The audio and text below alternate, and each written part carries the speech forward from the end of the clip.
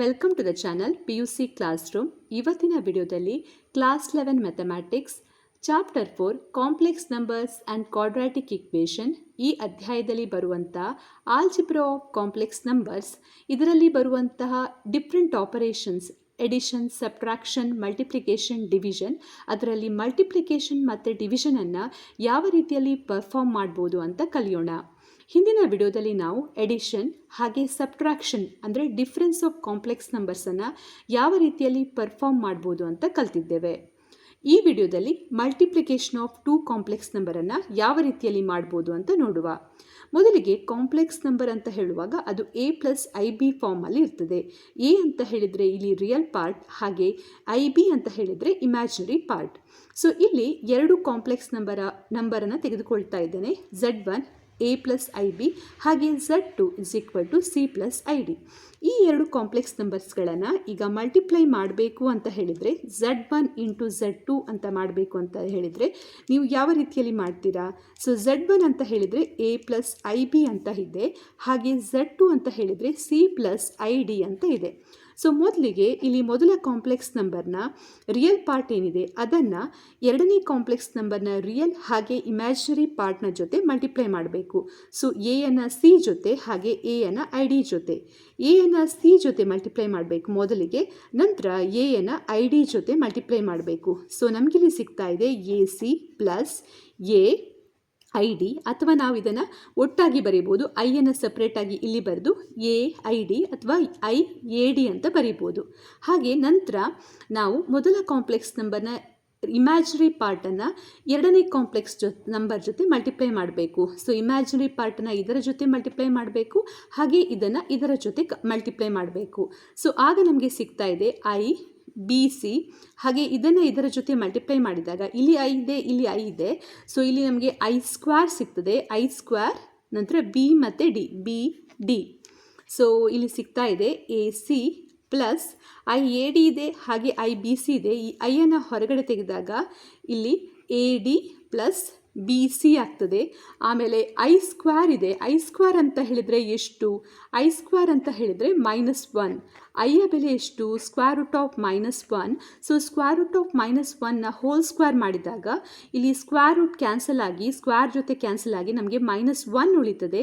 So I square ಅಂತ ಹೇಳಿದರೆ -1. So ಇಲ್ಲಿ ನಾವು ಈ ಜಾಗದಲ್ಲಿ ಐ ಸ್ಕ್ವೇರ್ನ ಜಾಗದಲ್ಲಿ -1 ಹಾಕುವ, ಇಂಟು ಬಿ ಡಿ ಅಂತ ಇದೆ. ಸೊ ನಮಗಿಲ್ಲಿ ಫೈನಲ್ ಆನ್ಸರ್ ಏನು ಸಿಗ್ತದೆ? A C plus I into A D plus B C, ಹಾಗೆ ಇಲ್ಲಿ ಮೈನಸ್ ಇದೆ, ಸೊ ಮೈನಸ್ ಬಿ ಡಿ ಆಗ್ತದೆ. ನಂತರ ನಾವು ರಿಯಲ್ ಮತ್ತು ಇಮ್ಯಾಜಿನರಿ ಪಾರ್ಟ್ನ ಫಾರ್ಮಲ್ಲಿ ಬರೀಬೇಕು. ಸೊ ಎ ಸಿ ಮತ್ತು ಮೈನಸ್ ಬಿ ಡಿಯನ್ನು ಒಟ್ಟಾಗಿ ಬರೆಯುವ. So A C minus B D plus I into A D plus B C. So ಇಲ್ಲಿ ನೀವು ನೋಡ್ಬೋದು, ಇಲ್ಲಿರುವಂಥದ್ದು ರಿಯಲ್ ಪಾರ್ಟ್, ಹಾಗೆ ಇಲ್ಲಿರುವಂಥದ್ದು imaginary part.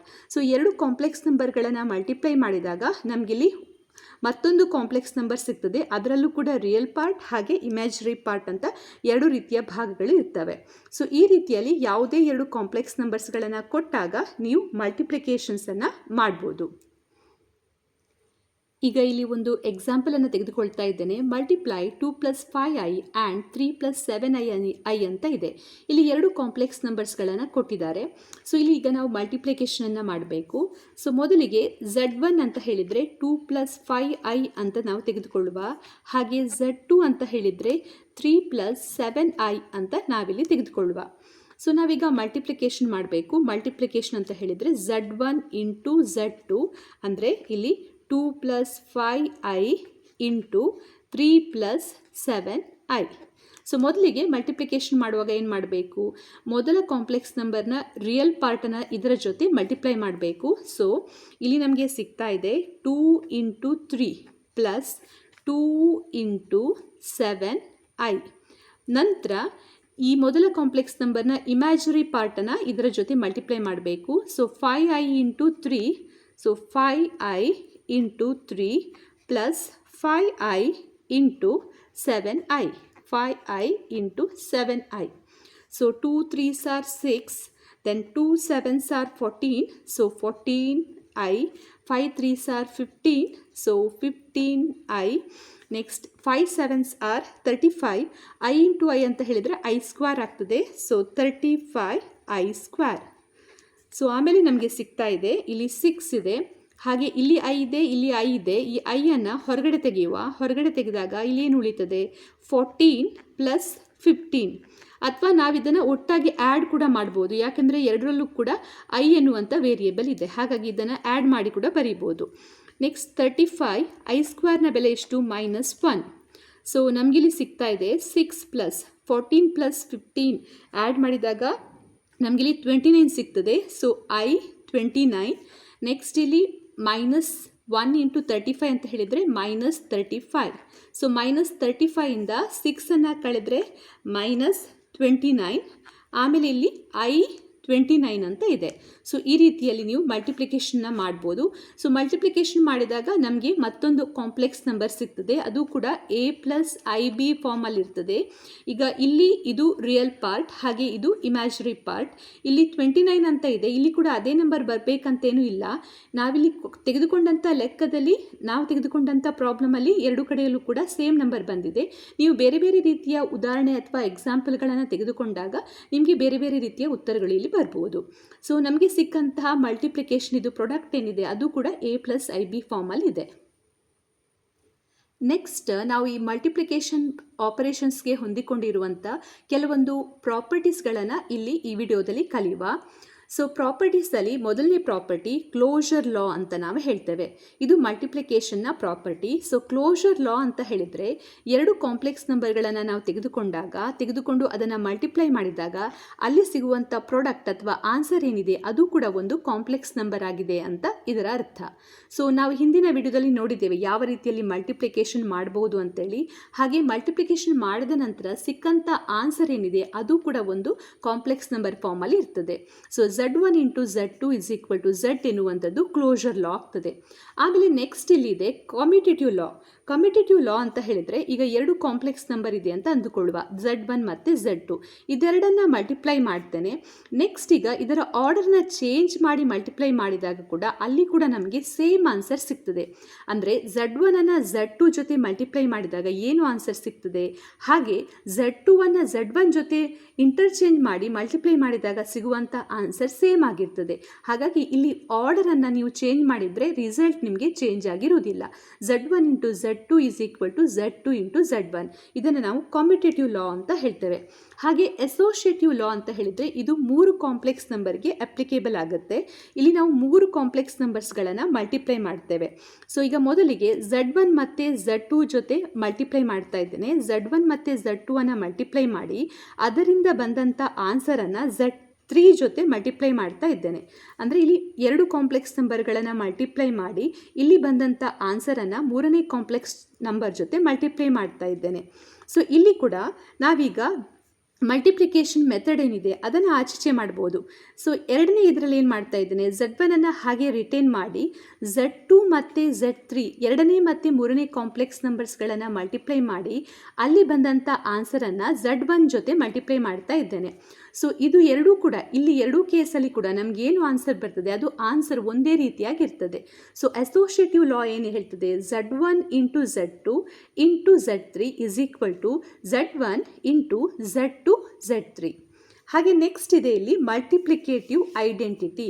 So multiplicative identity ಅಂತ ಹೇಳಿದರೆ ಈಗ ಒಂದು ಕಾಂಪ್ಲೆಕ್ಸ್ ನಂಬರ್ Z ಅಂತ ಇದ್ದರೆ ಈ ಕಾಂಪ್ಲೆಕ್ಸ್ ನಂಬರಿಗೆ ನಾವು 1ಅನ್ನು ಮಲ್ಟಿಪ್ಲೈ ಮಾಡಿದಾಗ ನಮಗೆ ಅಲ್ಲಿ ಏನಂತ ಆನ್ಸರ್ ಸಿಗ್ತದೆ, Z ಎನ್ನುವಂಥ ಆನ್ಸರ್ ಸಿಗ್ತದೆ.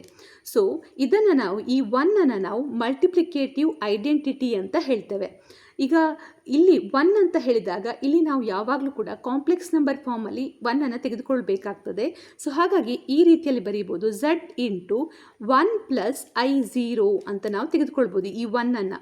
ಯಾಕೆಂದರೆ ಐ 0 ಅಂತ ಹೇಳಿದರೆ ಇಲ್ಲಿ ಇಮ್ಯಾಜಿನರಿ ಪಾರ್ಟ್ ಇಲ್ಲಿ 0 ಆಗ್ತದೆ, ಹಾಗೆ ಇಲ್ಲಿ ರಿಯಲ್ ಪಾರ್ಟಲ್ಲಿ 1 ಇದೆ. ಸೊ ಇದನ್ನು ಇದರ ಜೊತೆ ಮಲ್ಟಿಪ್ಲೈ ಮಾಡಿದಾಗ ನಮಗಿಲ್ಲಿ ಏನಂತ ಆನ್ಸರ್ ಸಿಗ್ತದೆ, ಝೆಡ್ ಎನ್ನುವಂಥ ಆನ್ಸರ್ ಸಿಗ್ತದೆ. ಸೊ ಇದನ್ನು ನಾವೇನು ಹೇಳ್ತೇವೆ, ಮಲ್ಟಿಪ್ಲಿಕೇಟಿವ್ ಐಡೆಂಟಿಟಿ ಅಂತ ಹೇಳ್ತೇವೆ.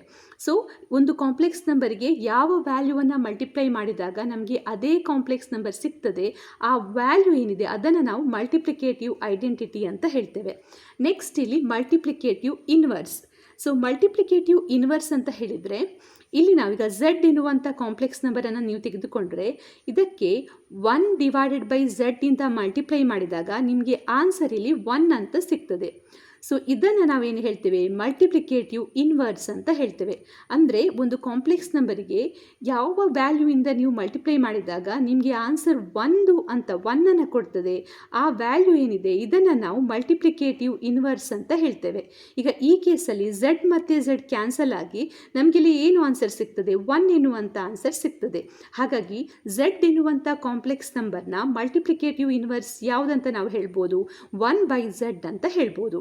ನೆಕ್ಸ್ಟ್ ಇಲ್ಲಿ ಡಿಸ್ಟ್ರಿಬ್ಯೂಟಿವ್ ಲಾ. ಸೊ ಡಿಸ್ಟ್ರಿಬ್ಯೂಟಿವ್ ಲಾ ಅಲ್ಲಿ ಇಲ್ಲಿ 2 ಲಾಗಳಿವೆ. ಮೊದಲನೇ ಲಾ ಏನಂದರೆ Z1 into Z2 plus Z3. So Z1 ಎನ್ನುವಂಥ ಮೊದಲನೇ ಕಾಂಪ್ಲೆಕ್ಸ್ ನಂಬರ್, ಎರಡನೇ ಕಾಂಪ್ಲೆಕ್ಸ್ ನಂಬರ್ Z2, ಆಮೇಲೆ ಮೂರನೇ ಕಾಂಪ್ಲೆಕ್ಸ್ ನಂಬರ್ Z3. ಸೊ ಮೊದಲಿಗೆ Z2 ಮತ್ತು Z3ಯನ್ನು ಆ್ಯಡ್ ಮಾಡಿ ಅಲ್ಲಿ ಬಂದಂಥ ಸಮ್ ಏನಿದೆ ಆ ಸಮ್ಮನ್ನು ಈ Z1 ಜೊತೆ ಮಲ್ಟಿಪ್ಲೈ ಮಾಡ್ತಾ ಇದ್ದಾರೆ ಇಲ್ಲಿ. ಹಾಗೆ ಇದು ಯಾವುದಕ್ಕೆ ಸಮವಾಗಿದೆ, ಇದು Z1 into Z2, Z1 into Z2 plus Z1 into Z3. ಇದು ಡಿಸ್ಟ್ರಿಬ್ಯೂಟಿವ್ ಲಾ, ಫಸ್ಟ್ ಲಾ. ಹಾಗೆ ಡಿಸ್ಟ್ರಿಬ್ಯೂಟಿವ್ಗೆ ಹೊಂದಿಕೊಂಡಿರುವಂಥ ಎರಡನೇ ಲಾ ಇದೆ. So Z1 plus Z2 into Z3. So ಇಲ್ಲಿ ನಮಗೇನು ಆನ್ಸರ್ ಸಿಗ್ತದೆ, ಈಗ Z3ಯನ್ನು ಇದರ ಜೊತೆ ಮಲ್ಟಿಪ್ಲೈ ಮಾಡಿದಾಗ Z1 ಇಂಟು Z3 ಆಗ್ತದೆ, ಪ್ಲಸ್ ಹಾಗೆ ಇದರ ಜೊತೆ ಮಲ್ಟಿಪ್ಲೈ ಮಾಡಿದಾಗ Z2 ಇಂಟು Z3 ಆಗ್ತದೆ.